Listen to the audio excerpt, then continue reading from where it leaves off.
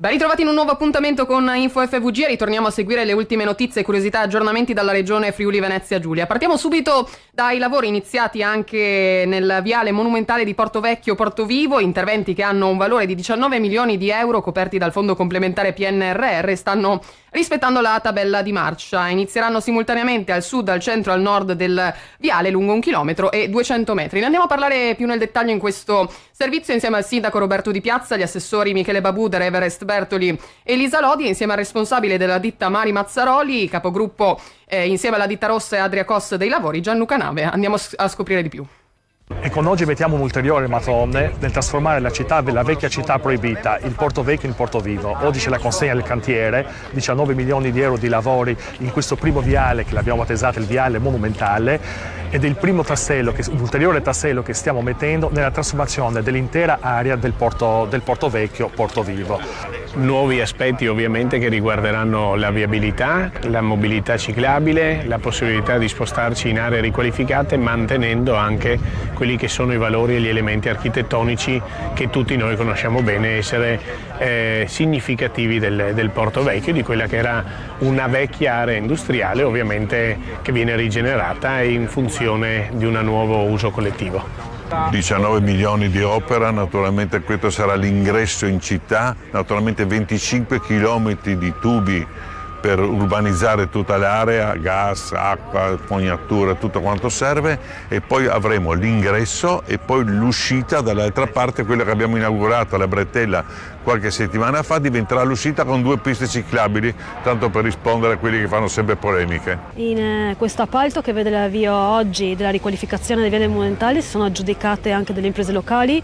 Ci fa piacere che partecipino a queste gare così importanti anche imprese del nostro territorio, perché portano ovviamente lavoro e ricchezza al territorio stesso. È un lavoro importante che poi sarà e rimarrà nella storia di Trieste, perché per oltre 19 milioni di euro andiamo ad aggiungere un tassello importante, la rigenerazione urbana di Porto Vivo. E siamo orgogliosi di poter fare questo intervento, di portare alla conoscenza di Trieste un'area sicuramente che non era molto conosciuta, e con un po' di fantasia, di immaginarsela già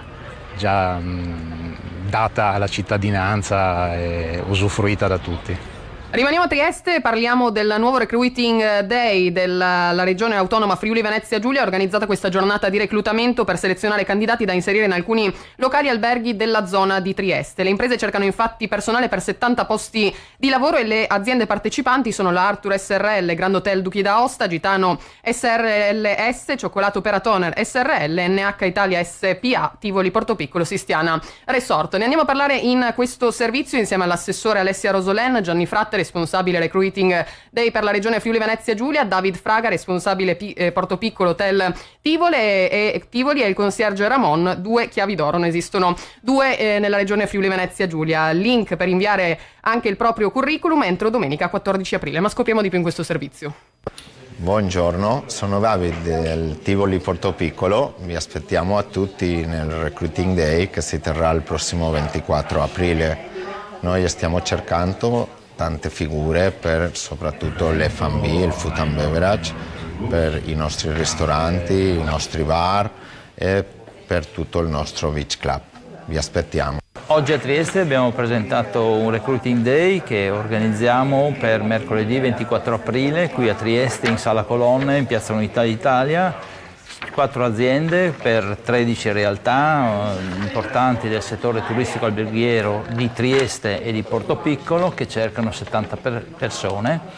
Direi un recruiting molto interessante perché abbiamo profili sicuramente importanti e anche realtà importanti. C'è un dato importante che è quello che è il settore privato, gli operatori del nostro territorio si rivolgono sempre più ai centri per l'impiego, al servizio pubblico che la Regione Friuli Venezia Giulia ha voluto rafforzare in maniera importante nel corso degli ultimi anni. Assieme ai Recruiting Day, l'altro dato fondamentale sul quale continuare a lavorare è il sistema di inserimento lavorativo attraverso percorsi di coprogettazione, mettendo a disposizione persone in un percorso programmato assieme all'azienda perché entrino all'interno del mercato del lavoro. Io sono Ramon Schürch, il head concierge del Grand Hotel Duchi d'Aosta. Noi il 24 aprile cerchiamo dei colleghi per il front office, la reception praticamente, le persone che danno il benvenuto agli ospiti quando arrivano e sono in grado di dare le prime informazioni. Poi certamente serviranno persone anche in sala per il ristorante e il bar. E quindi è tutto per questo nostro appuntamento con InfoFVG. Per quest'ultima notizia trovate tutte le informazioni anche sul sito eventi.regione.fvg.it. Noi continueremo ad aggiornarvi qui su Radio.0. Continuate a seguirci per seguire tutte le ultime notizie dalla Regione Friuli Venezia Giulia.